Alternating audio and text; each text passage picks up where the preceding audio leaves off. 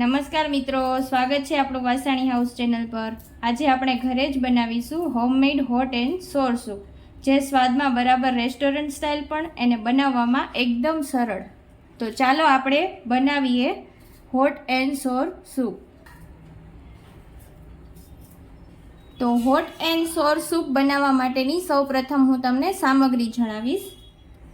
તો મેં mix vegetable લઈ લીધેલા છે, જેમાં ડુંગળી, કેપ્સિકમ, ગાજર, કોબી, કેપ્સિકમ ઓપ્શનલ છે, જો તમારે એડ કરવા હોય તો કરી શકો છો, બાકી કોઈ પણ સબ્જી ચાલે, બીન્સ છે, બધા વેજીટેબલને એડ કરી શકો।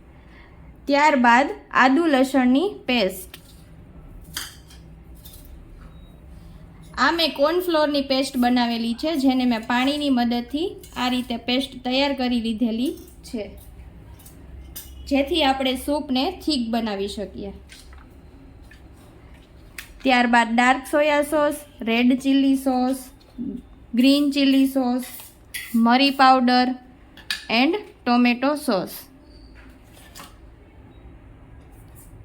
તો ચાલો આપણે સૂપ બનાવવા માટેની કુકિંગ પ્રોસેસ જોઈએ। સૌપ્રથમ એક પેનમાં હું તેલ ગરમ કરીશ,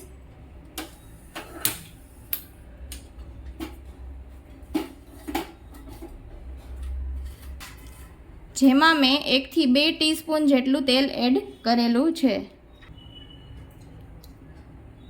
તો આપણું તેલ ગરમ થઈ ગયું છે, તો ત્યારબાદ સૌપ્રથમ હું આદુ લસણની પેસ્ટ છે એ ઉમેરીશ।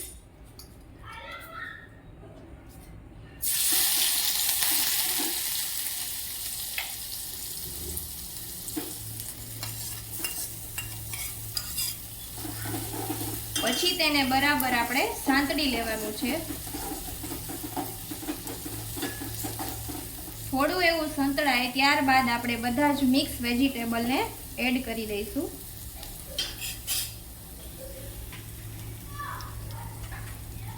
ત્યારબાદ આપણે બધા જ વેજીટેબલ્સને બારીક સમારેલા હતા તેને હું એડ કરીશ અને થોડા એવા સાંતળી લઈશ।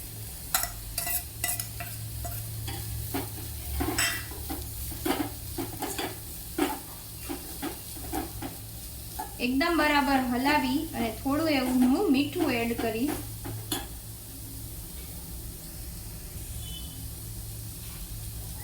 મીઠું તમે સ્વાદ અનુસાર નાખી શકો છો।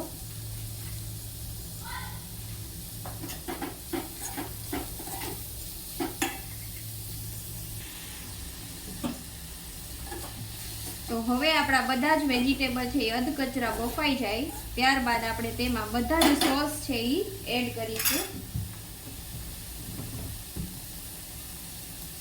થોડો એવો હું સોયા સોસ એડ કરીશ।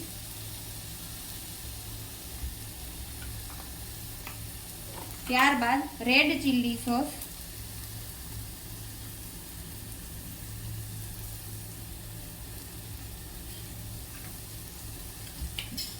ત્યારબાદ ગ્રીન ચીલી સોસ,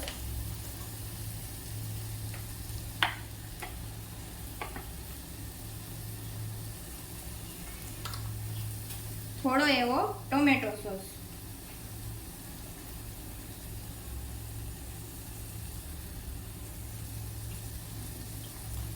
આ બધા જ સોસ નાખ્યા પછી આપણે તેને હલાવી લઈશું। બધું જ બરાબર મિક્સ થાય ત્યારબાદ આપણે કોર્નફ્લોરથી બનાવેલી પેસ્ટ છે એમાં ઉમેરવાની છે।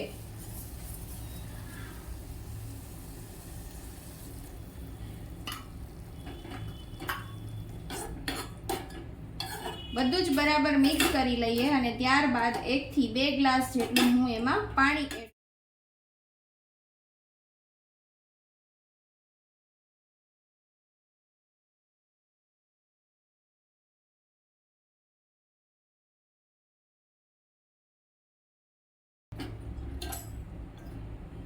એડ કર્યા બાદ હું તેમાં તીખાનો પાવડર એટલે કે મરી પાવડર એડ કરીશ।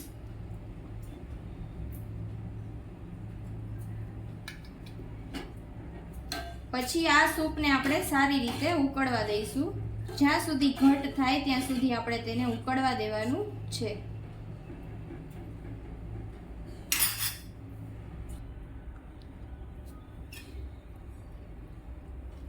તો મિત્રો તૈયાર છે આપણું આ ગરમા ગરમ હોટ એન્ડ સોર સૂપ. તો ઘરે બનાવો અને પરિવારને પીરસો અને માણો રેસ્ટોરન્ટ જેવો સ્વાદ. જો રેસીપી ગમી હોય તો વાસાણી હાઉસ ચેનલને લાઇક, શેર અને સબસ્ક્રાઇબ કરવાનું ભૂલશો નહીં. તો આવી જ નવી રેસીપી સાથે ફરી મળીએ.